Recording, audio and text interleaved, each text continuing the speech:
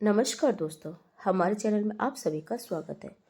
अनीता आज बहुत बेचैन है। आज ऑफिस से आने के बाद उसने न घर आकर कुछ कहा और ना ही किसी फ्रेंड से बात की। वैसे तो रोज ऑफिस से आने के बाद माँ से जरूर बात करती थी। अनीता एक वेल एजुकेटेड लड़की है जो एक मल्टीनेशनल कंपनी में जॉब करती है और नौकरी की वजह से घर से दूर रहती है। आज सालों बाद अनीता इतनी परेशान है, वरना कभी किसी ने उसे परेशान नहीं देखा। आज अनीता को भूख भी नहीं लगी थी, इसीलिए उसने बस एक कप कॉफी बनाई और उसे लेकर ऊपर टेरेस पे चली गई। आज उसके ऑफिस में कोई नया बॉस आया था। विनय मल्होत्रा नाम था उसका। उसका नाम सुनकर अनीता को 6 साल पहले की याद आ गई। इसलिए ऑफिस से आने पर वह इतनी बेचैन थी। वह सोचती है कि यह वही विनय तो नहीं, लेकिन यह यहाँ कैसे आ सकता है। 6 साल पहले। अनीता, उठ जा बेटा, सुबह हो गई, स्कूल नहीं जाना। कितनी सोई है तू? अरे माँ, सोने दो ना प्लीज। उठ जा बेटा, 7 बज गए। स्कूल के लिए तैयार हो जा। वह तैयार होकर अपने स्कूल बस स्टैंड पर पहुंच जाती है। वह इधर उधर देखते हुए उसका इंतजार करने लगती है कि आज फिर उसकी बस चली गई, मैं लेट हो गई। यह सोचती है कि तभी अनीता की बस आ जाती है और वह उदास होकर स्कूल चली जाती है। स्कूल में सिमी उससे पूछती है, क्या हुआ, तू उदास क्यों है? कुछ नहीं यार, बस आज मन नहीं था स्कूल आने का। अनीता जवाब देती है। सिमी अनीता की बहुत अच्छी दोस्त थी। वे दोनों बचपन से एक दूसरे के साथ थी, इसीलिए बहुत अच्छे से समझती थी। सिमी मन ही मन सोचती है कि पहले तो यह कभी स्कूल के लिए मना नहीं करती थी, आज ऐसा क्यों बोल रही है? जरूर कुछ छुपा रही है। अब मुझे पता करना पड़ेगा। स्कूल की छुट्टी होने पर सिमी अनीता से पूछती है, सच बता, क्या बात है, तू परेशान क्यों है? मैंने तुझे पहले कभी इतना परेशान नहीं देखा। कुछ नहीं, अनीता कहती है। लेकिन सिमी को विश्वास नहीं होता, क्योंकि उसे खुद नहीं पता था कि न जाने कब देखते देखते उसे उस लड़के से प्यार हो गया था। पिछले कई दिनों से वह लड़का उसे नजर नहीं आया था, इसीलिए वह परेशान थी। अनीता कुछ जानती भी नहीं थी उसके बारे में, उसका नाम तक नहीं। कई दिनों से परेशान अनीता को देखकर सिमी ने फिर पूछा, अगर मुझे दोस्त मानती हो तो सच बता, क्या बात, मैं तेरी मदद कर सकती हूँ। बार बार पूछने पर अनीता उसे पिछले 6 महीनों की सारी बातें बता देती है। सिमी कहती है, तो परेशानी की क्या बात है? मैं उस लड़के के बारे में पता करूंगी, तू अभी घर जा। बस भी चली गई तेरी तेरी माँ चिंता कर रही होगी। चल, मैं तुझे छोड़ देती हूँ। नहीं, रहने दे, मैं रिक्शा से चली जाऊंगी। तू बस उस लड़के को ढूंढने में मदद कर दे। इतना कहकर दोनों अपने अपने घर चली जाती है। घर पहुंचकर आज वह बिना माँ से बात किए चुपचाप अपने रूम में जाकर लेट जाती है और उस लड़के के बारे में सोचने लगती है कि कैसे 6 महीने पहले अचानक वह उसे दिख गया था। दोनों एक ही जगह खड़े होकर अपनी अपनी बस का इंतजार करते थे और बस आते ही चले जाते थे। कभी एक दूसरे से बात करने की कोशिश नहीं की। यही सब सोचते सोचते अनीता को नींद आ जाती है। शाम को माँ उसे खाने के लिए बुलाती है तो वह बाहर आकर चुपचाप खाना खाकर वापस कमरे में चली जाती है। माँ सोचती है, आज इतनी शांति क्यों है? पहले तो कभी इतनी शांत नहीं रहती थी। शायद एग्जाम की टेंशन होगी। बर्तन उठाते हुए माँ कहती है। अगले दिन स्कूल के लिए तैयार होने लगी तो मन में सोचती है, कम से कम नाम तो पूछ लूं उससे, इतने दिनों से क्यों नहीं दिखा। वह जल्दी जल्दी बस स्टैंड पहुंचती है, लेकिन आज फिर वह नजर नहीं आए। वह उदास होकर स्कूल पहुंचती है। स्कूल में सिमी उसका इंतजार कर रही थी। आते ही बोली, मैंने उस लड़के के बारे में पता कराया है। उसका नाम विनय है और वह हमारे स्कूल के पास वाले स्कूल में पढ़ता है। इन दिनों वह अपने किसी रिश्तेदार के यहाँ शादी में गया है, इसीलिए नहीं आ रहा। विनय विनय, अच्छा नाम है, अनीता मन ही मन बोली। इतना जानने के बाद अनीता के चेहरे पर हल्की सी मुस्कान आ गई और वह सिमी के साथ क्लास में चली गई। अगले दिन रविवार था तो अनीता को स्कूल जाने की कोई चिंता नहीं थी। वह आराम से सुबह उठी, नाश्ता किया। माँ ने कहा, ठीक है बेटा, अच्छे से जाना और शाम को पापा को भेज दूंगी, वह तुझे ले आएंगे। सिमी के घर पहुंची तो वहां सारी तैयारी चल रही थी। काफी बड़ी पार्टी रखी गई थी, बहुत सारे लोगों को बुलाया गया था। अनीता को देखकर सिमी ने उसे अपने साथ मार्केट चलने को कहा और मन ही मन बोली, आज तुझे असली सरप्राइज दूंगी। मार्केट में काफी खरीदारी करने के बाद शाम को दोनों घर आए। तब तक काफी मेहमान आ चुके थे। सिमी ने एक ड्रेस देते हुए कहा, जा तू भी तैयार हो जा, तेरे ये कपड़े गंदे हो गए हैं, मेरी ड्रेस पहन ले। ड्रेस लेकर ऊपर कमरे में चली गई और सिमी हॉल में खास मेहमान का इंतजार करने लगी। थोड़ी देर में एक लड़का हाथ में गिफ्ट लिए हुआ अंदर आया और सिमी से बोला, हेलो सिमी, कैसी है? फिर सिमी के पापा मामा से मिलकर बोला, मामा जी क्या खिला रहे हो इसे, ये तो बस मोटी होती जा रही है। फिर सिमी बोली, आज मैं तुम्हें किसी से मिलवाना चाहती हूँ। वह ऊपर कमरे में जाकर अनीता को आवाज लगाती है, जल्दी नीचे आ जाओ, सब मेहमान आ गए। अनीता जल्दी से तैयार होकर बाहर आई तो सिमी ने कहा, आज तो तू सच में डॉल लग रही है, कोई पसंद ना कर ले तुझे। दोनों हंसते हुए नीचे आई। सब उन्हें देखने लगे। सिमी अनीता को विनय के सामने ले जाकर बोली, इससे मिलो, यह है मेरा भाई। अनीता उसे देखते ही शर्मा कर दूर चली गई। इतने दिनों से जिसे ढूंढ रही थी वही आज फंक्शन में मिला। अनीता विनय से थोड़ी बात करती है और फिर पापा के साथ घर आ जाती है। सुबह जल्दी तैयार होकर बस स्टैंड पहुंचती है। आज वहां उसे विनय खड़ा दिखता है। विनय 12वीं में था जबकि अनीता 11वीं में थी। विनय के बोर्ड एग्जाम थे, इसीलिए उसका पूरा ध्यान पढ़ाई पर था, जबकि अनीता का पूरा ध्यान विनय पर। वह हर समय उसके बारे में सोचती रहती थी। पढ़ाई में उसका मन हट गया था। वह बस विनय के साथ बात करना चाहती थी, उसे अपने दिल की बात बताना चाहती थी, लेकिन अभी तक मौका नहीं मिला था। 1 महीने बाद शाम को बैठी लैपटॉप पर फेसबुक चला रही थी। उसके पास एक रिक्वेस्ट आई, विनय मल्होत्रा। अनीता के चेहरे पर मुस्कान आ गई। उसने तुरंत रिक्वेस्ट एक्सेप्ट कर ली और हाय का मैसेज भी कर दिया। अगले दिन बस स्टैंड पहुंची तो चेहरे पर सुकून था, क्योंकि अब उसे पता था कि विनय स्कूल नहीं आएगा और यहाँ नहीं मिलेगा। स्कूल में सिमी से मिली और विनय के बारे में पूछा। सिमी ने बताया कि भाई आगे की पढ़ाई के लिए दूसरे शहर जा रहा है। यह सुनकर अनीता उदास हो गई। घर आकर फेसबुक खोला तो विनय का मैसेज पढ़ा, मैं विनय, सिमी का भाई और तुम्हारा बस स्टैंड वाला फ्रेंड। बात करते करते 1 महीना बीत गया, लेकिन अनीता उसे फोन पर बात नहीं करती थी। एक दिन विनय ने बताया कि उसका दिल्ली कॉलेज में एडमिशन हो गया है और अगले हफ्ते जाना है। यह सुनकर अनीता उदास हो गई। विनय ने उसका नंबर मांगा। अनीता ने नंबर दे दिया। वह फेसबुक बंद करके विनय के बारे में सोचने लगी और सो गई। सुबह उठकर मोबाइल देखा और एक नंबर पर मैसेज किया, hello, good morning Anita dear. उधर से जवाब आया, गुड मॉर्निंग विनय, तुम जाग गए? अनीता ने पूछा। अगर सो रहा होता तो रिप्लाई कौन करता, मेरा भूत। वह स्माइल स्टिकर भेजकर जवाब देता है। वैसे क्या कर रहे हो, अनीता पूछती है। तुमसे बात नहीं होती, विनय जवाब देता है। अनीता मन ही मन सोचती है कि अब तो यह जाग गया है, क्या मैं इसे कॉल करूं? दिल कहता है हाँ, दिमाग कहता है मत कर। फिर सोचती है एक बार आवाज सुन लूं।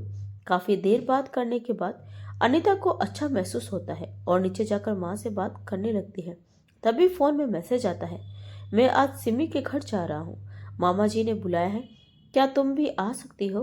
बहाने से तुमसे भी मिल लूंगा। अगर आना चाहती हो तो सिमी को बोल दूंगा, वह तुम्हारी माँ से बात कर लेगी। क्या उसे भी मुझे मिलने में इंटरेस्ट है? यह पढ़कर पहली बार दिल धड़क उठा। अनीता ने यस लिखकर भेज दिया। माँ ने कहा, ठीक है बेटा, मैं भेज दूंगी, तुम तैयार होकर सिमी के घर चली जाओ और शाम को जल्दी लौट आना। अनीता के माँ पापा उसका बहुत ध्यान रखते थे, इसीलिए उसे अकेले नहीं भेजते थे। सिमी उसकी बचपन की सहेली थी, इसीलिए उसके घर जाने में कभी ना नहीं करते थे। सिमी के पापा बड़े बिजनेसमैन थे, लेकिन सिमी बिल्कुल सिंपल रहती थी। स्कूल बस की बजाय साइकिल से जाती थी। अनीता जल्दी जल्दी तैयार होने लगी। आज वह खुश थी और हमेशा खुश ही रहेगी, यह बताने की कोशिश कर रही थी। उसका भाई और उसकी दादी केवल बैठने को बोलकर अपने कमरे में चले जाते हैं। सिमी अपनी हर बात दादी को बताती थी और उसने विनय और अनीता की बात भी उन्हें बता दी थी। दादी बस मुस्कुराकर अनीता से बात कर रही थी। तभी हॉल में विनय आया और उसने आकर अपने दादाजी के पैर छुए। अनीता ने विनय को देखा और शर्माकर अपनी आंखें नीचे कर ली। आज विनय ने कुछ ज्यादा ही अच्छा पहन रखा था। विनय ने अनीता को हाय बोलकर ऊपर सिमी के कमरे में चला गया। ये दोनों ऊपर कमरे में क्या खिचड़ी पका रहे हैं, सोचते हुए अनीता माँ के पास बैठने लगी। तभी सिमी नीचे आई और अनीता को अपने साथ ऊपर ले गई। सिमी ने अनीता को एक ड्रेस पहनने को दी और तैयार होकर अपने कमरे में आने को मना किया। लेकिन जब सिमी ने विनय की कसम दी तो वह मान गई और तैयार होकर सिमी के कमरे में गई। कमरा बाहर से बंद था। अनीता ने जैसे ही हल्का सा गेट पर धक्का दिया, गेट खुल गया और अंदर का दृश्य देखकर उसकी आंखें खुली की खुली रह गई। कमरे की लाइट ऑफ थी। टेबल पर गुलाब की पंखुड़ी बिखरी पड़ी थी और पूरा कमरा कैंडल और बैलून से सजाया हुआ था। तभी पर्दे के पीछे से विनय और Simi happy birthday to you, happy birthday to you कहते हुए निकले। अनीता चौंक गई। अरे, आज तारीख क्या है? आज तो 22 अप्रैल है। आज मेरा बर्थडे है और मैं अपना बर्थडे ही भूल गई। सिमी हंसते हुए बोली, तू भूल गई होगी, लेकिन मुझे याद था और मैंने ही भाई को बताया था। फिर हम दोनों ने यह प्लान किया तुझे सरप्राइज देने का। अनीता मुस्कुराई और बोली, लेकिन मम्मी पापा ने भी मुझे विश नहीं किया था। सिमी बोली, शाम को घर चलना, तब तेरे लिए सच में बड़ा सरप्राइज है। आज पहली बार अपने बर्थडे पर अनीता सच में खुश थी। तभी विनय ने अपनी जेब से एक छोटी सी ब्रेसलेट निकालकर अनीता को गिफ्ट की। अनीता ने मना किया तो सिमी बोली, रख ले, भाई पहली बार किसी लड़की को कुछ गिफ्ट कर रहा है, वरना तो आज तक इसने बहनों को भी कुछ नहीं दिया। वह अनीता के हाथ में ब्रेसलेट बांध देता है। सिमी बोली, मैं दादी को केक खिलाकर आती हूँ, तुम लोग बातें करो। इतना कहकर सिमी नीचे चली गई। अब कमरे में अनीता और विनय अकेले थे।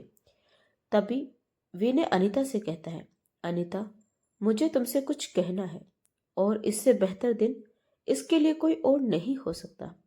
वह अपने पास से एक रोज निकालकर अनीता को देता है और कहता है, आई लव यू अनीता, क्या तुम सारी जिंदगी मेरे साथ रहोगी?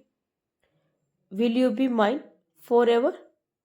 अनीता यह सुनकर बिल्कुल खामोश रह जाती है। मन ही मन सोचती है, यही तो मैं भी कहना चाहती थी और इसने कितनी आसानी से कह दिया। इससे बेहतर गिफ्ट मेरे लिए हो ही नहीं सकता। वह मुस्कुराते हुए कहती है, विनय, जानते हो, मैंने जब तुम्हें पहली बार देखा था तभी मुझे तुमसे प्यार हो गया था, लेकिन कभी कहा नहीं, मगर आज तुमने कितनी आसानी से कह दिया। आई लव यू टू विनय, मैं हमेशा से तुम्हारी ही हूं। तभी सिमी दरवाजे पर खड़ी होकर बोली, अगर प्यार का इजहार हो गया हो तो अब कुछ खा भी लो भाई भाभी। अनीता शर्मा कर नजरें नीचे कर लेती है। सिमी खाना ले आए और तीनों साथ में खाना खाते हैं। बीच बीच में अनीता और विनय एक दूसरे को देखकर मुस्कुरा देते हैं और सिमी उन दोनों को देखकर मुस्कुरा देती है। शाम को विनय अपने घर चला जाता है और सिमी अनीता के साथ उसके घर पहुंचती है। वहां उसके मम्मी पापा ने उसके लिए पार्टी रखी थी। वे अनीता को देखकर उसे बर्थडे विश करते हैं और गिफ्ट में नई स्कूटी देते हैं। अनीता स्कूटी देखकर बहुत खुश हो जाती है। सब मिलकर पार्टी एंजॉय करते हैं और फिर सिमी अपने घर चली जाती है। रात में अनीता और विनय फोन पर देर तक बातें करते रहते हैं। दोनों का प्यार बढ़ता जा रहा था और साथ ही साथ दूर जाने का समय भी नजदीक आ रहा था। एक हफ्ते बाद विनय के दिल्ली जाने का समय आ गया और वह दिल्ली जाने से पहले एक बार, आखिरी बार अनीता के माथे पर किस करके जल्दी वापस आने का वादा करके चला गया। विनय दिल्ली तो चला गया, लेकिन अपना दिल और दिमाग सब कुछ अनीता के पास छोड़ गया था। उसके लिए अनीता ही सब कुछ थी। अनीता भी बहुत खुश थी, आखिर उसका प्यार उसे मिल गया था। और अनीता भी 12वीं में थी, उसके स्कूल भी शुरू हो गए थे। वह अब रोज स्कूल तो जाती, लेकिन मन उसका विनय के पास ही लगा रहता था। वह एक दूसरे को दिन की सारी बातें बताते और हर समय एक दूसरे के बारे में ही सोचते। बात करते करते दिवाली आ गई। I love you too my cute doll, तुम ऐसे ही खुश रहा करो हमेशा। अनीता और विनय दिवाली की छुट्टियों में ज्यादा से ज्यादा समय एक दूसरे के साथ बिताते। कभी मूवी तो कभी घूमने जाते। छुट्टियां खत्म होने पर विनय वापस जाने लगा तो अनीता उसे स्टेशन तक छोड़ने चली गई। एक दूसरे को देखकर पहली बार दोनों की आंखों में आंसू आ गए। पता नहीं क्यों आज एक दूसरे से दूर जाना अच्छा नहीं लग रहा था। ऐसा लग रहा था जैसे यह दोनों की आखिरी मुलाकात हो। फिर दोनों अपनी पढ़ाई में लग गए। अनीता के बोर्ड की परीक्षा की तारीख भी आ गई थी।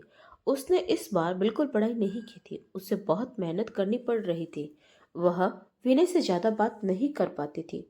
बस विनय के बर्थडे पर अनीता ने पूरी रात उससे बात की थी। विनय के भी सेमेस्टर परीक्षा थी, इसीलिए वह भी पढ़ाई में व्यस्त था।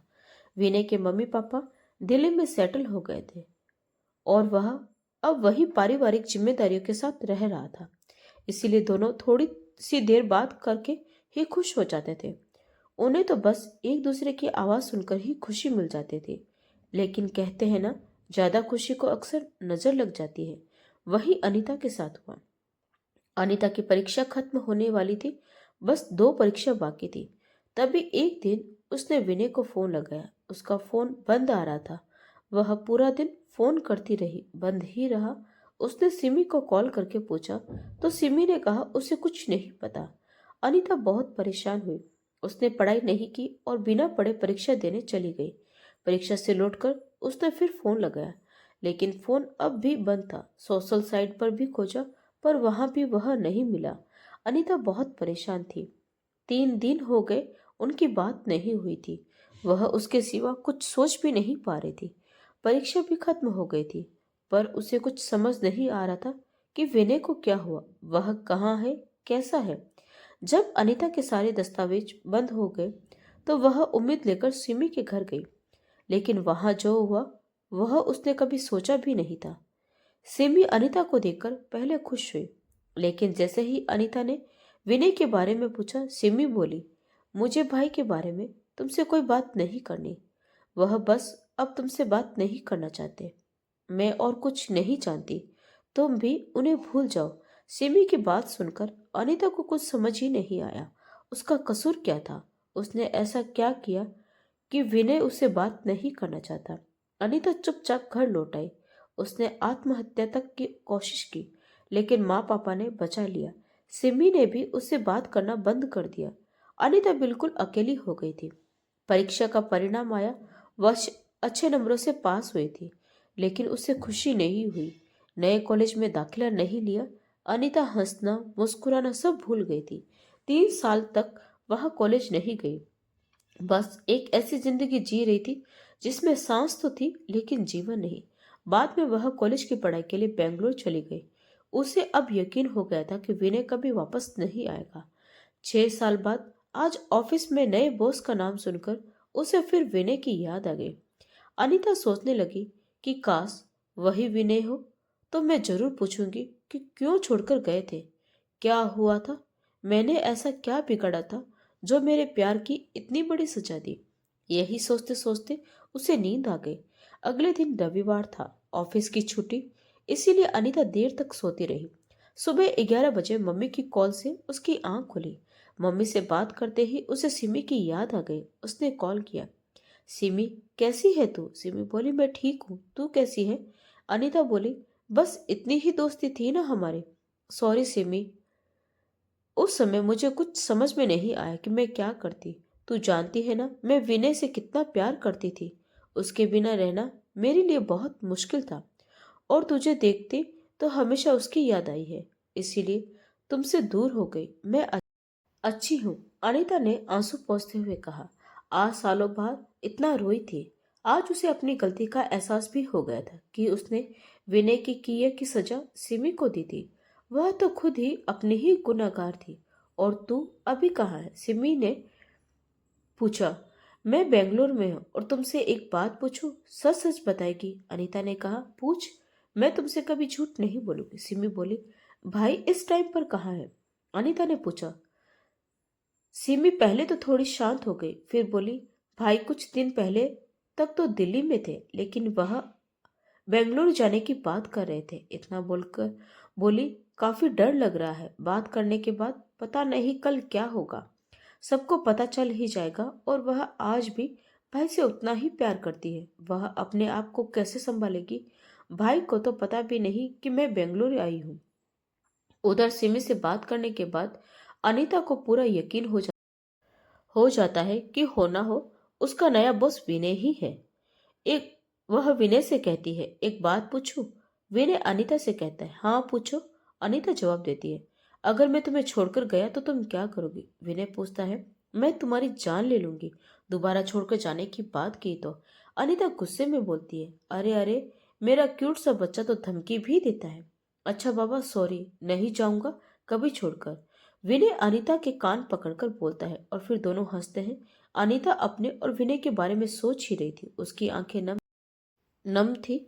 दीदी, आज खाने में क्या बनाऊं? खाना बनाने वाली अनीता से पूछती है और अनीता अपने आंसू पोंछते हुए कहती है, जो भी तुम्हें सही लगे बना दो, मैं खाना खा लूंगी। खाना खाने के बाद अनीता कमरे में जाकर अपनी और विनय की एक एक बात याद करके रोती और रोते रोते सो जाती। अगले दिन सुबह जाकर अनीता जल्दी तैयार होकर ऑफिस पहुंचती है। आज उसे हर हाल में अपने और विनय के सवालों के जवाब चाहिए था। ऑफिस में भी अभी ज्यादा लोग नहीं आए थे, बॉस भी नहीं आए थे। अनीता जाकर अपने काम करने लगी। तभी उसकी सहकर्मी ने उसके पास आकर उससे कहती है, नए बॉस को देखा है, कितना स्मार्ट है? अनीता कहती है, तुझे क्या लेना देना नए बॉस से? चल कोई नहीं, मैं तो बस ये बताने आई थी कि नए बॉस ने आज मीटिंग के लिए बुलाया है 11 बजे। ठीक है, मैं पहुंच जाऊंगी। देखते देखते 4 साल हो गए थे। उसने विनय को न देखा था, न जान नहीं वह कैसा दिखता होगा। लेकिन उसे कोई मतलब नहीं था। उसे बस अपने सवालों के जवाब चाहिए। मीटिंग के लिए बॉस के ऑफिस पहुंचने पर सबसे बाद में पहुंचती है और वह खामोश हो जाती है। वह जिससे पिछले 4 सालों से भाग रही थी, वह अचानक सामने आ जाएगा। उसने कभी सोचा नहीं था। विनय ने एक भी बार नहीं देखा, जबकि अनीता पूरे टाइम विनय को देखती रही। मीटिंग के बाद सब अपने अपने काम में लग गए थे और विनय अनीता को देखना तो चाहता था, उससे बात करना चाहता था, लेकिन कर नहीं सकता।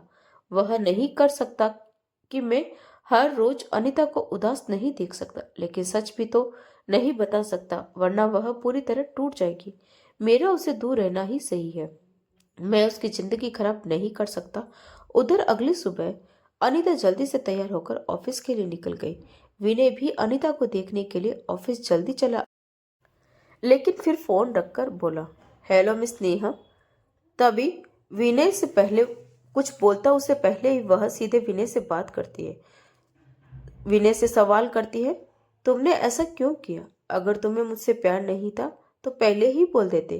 तुमने क्यों मेरी लाइफ बर्बाद की? क्यों विनय, क्यों? तुमने कभी सोचा कैसे जीऊंगी मैं, जबकि तुम्हें पता था ना कि मैं तुम्हारे बिना रह नहीं सकती। इतना कहकर अनीता वहीं बैठकर रोने लगी। विनय के दिल में आया कि वह जाकर अनीता को गले लगा ले, उसे रोने न दे, लेकिन वह मजबूर था, क्योंकि अगर अनीता को उसके प्यार का एहसास हो गया तो वह उससे कभी नफरत नहीं कर पाएगी। अनीता, वह सब खत्म हो चुका है जो भी हमारे बीच था। वह प्यार नहीं, सिर्फ आकर्षण था। अब मुझे इस बारे में कोई बात नहीं करनी। सो बेहतर रहेगा मिस अनीता, आप भी न करें। आप यहाँ मेरी एम्प्लॉय है, मैं आपका बॉस, इसीलिए मैंने ये बात कही। अनीता कभी विनय का चेहरा नहीं देखना चाहती थी। यह सोचते सोचते विनय वही ऑफिस में बेहोश हो गया। थोड़ी देर बाद जब मैनेजर कैबिन में आया तो उसने विनय को बेहोश देखा और विनय के दादा के आंसू रोक नहीं रहे थे, क्योंकि शायद उन्हें आने वाले वक्त का अंदाजा था।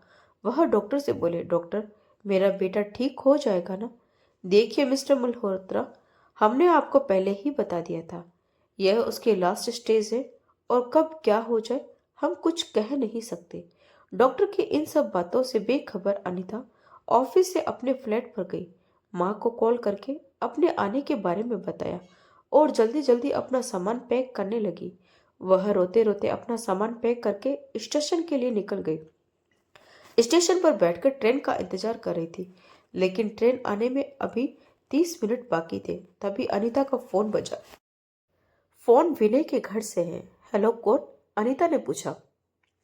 हेलो अनीता बेटा, मैं विनय का दादा बोल रहा हूँ। तुम जल्दी से सिटी हॉस्पिटल आ जाओ।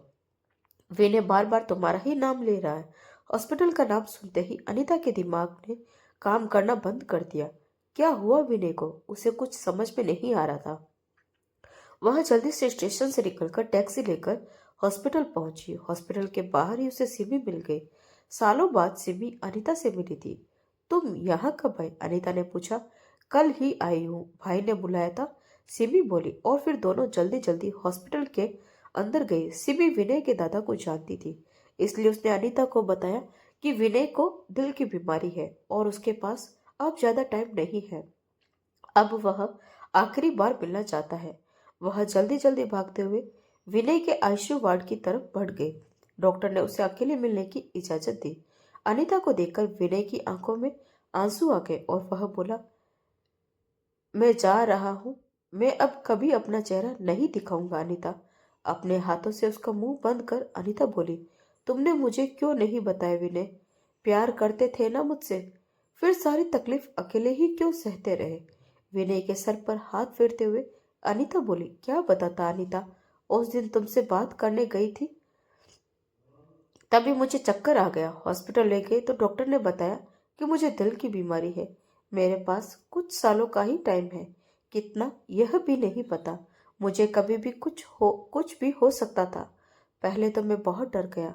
मुझे मौत से डर नहीं लगता था अनीता, लेकिन तुमसे मिलने के बाद मैं और जिंदगी जीना चाहता था। तुम्हारे साथ सारी जिंदगी गुजारना चाहता था। लेकिन फिर मैंने फैसला किया कि मैं अपने लिए तुम्हारी जिंदगी बर्बाद नहीं करूंगा। मैंने सिमी को सब बता दिया और उसे अपनी कसम दे दी, और मैंने सारे नंबर भी बंद कर दिए, खुद को सबसे दूर कर लिया। मैं तुम्हें तकलीफ में नहीं देख सकता अनीता, क्या करता? मुझसे हो सके तो मुझे माफ कर देना। विनय ने अनीता को सारी सच्चाई बता दी। अनीता बस रो रही थी। इंसान को उसने इतना गलत समझा था। उसने तो कभी उसके अलावा किसी से प्यार ही नहीं किया। विनय बोला, मैं आज भी तुमसे बहुत प्यार करता हूँ। अगले जन्म में अपनी अधूरी मोहब्बत को पूरी जरूर करूंगा। इस जन्म में हमारा साथ यही तक था। मैं भी तुमसे बहुत प्यार करती हूँ विनय, आज भी। I love you so much. Anita Vinay को गले लगाती है और उसे देखती है तो विनय की सांस रुक चुकी होती है। अनीता जल्दी जल्दी डॉक्टर को बुलाती है और डॉक्टर आकर सबको बताते हैं कि सॉरी। फिर आगे कहते हैं कि इस पेड़ का नाम भी विनय रखा है क्योंकि विनय उसके पापा का नाम है। लेकिन पापा अभी कहाँ है मामा? वह भगवान जी के पास गए। याद में लगाए गए पेड़ का नाम भी विनय रखा था। अब उसका बेटा उसके लिए सब कुछ था। वह अपनी अधूरी मोहब्बत को पूरी करने की कोशिश कर रही थी। कुछ मोहब्बत अधूरी ही रह जाती है। तो दोस्तों, आपको यह कहानी कैसी लगी कमेंट में ज़रूर बताइएगा। अगर कहानी अच्छी लगी हो तो प्लीज़ वीडियो को लाइक, शेयर और सब्सक्राइब जरूर करें। तो मिलते हैं एक और नई कहानी के साथ। तब तक के लिए आपका बहुत बहुत धन्यवाद।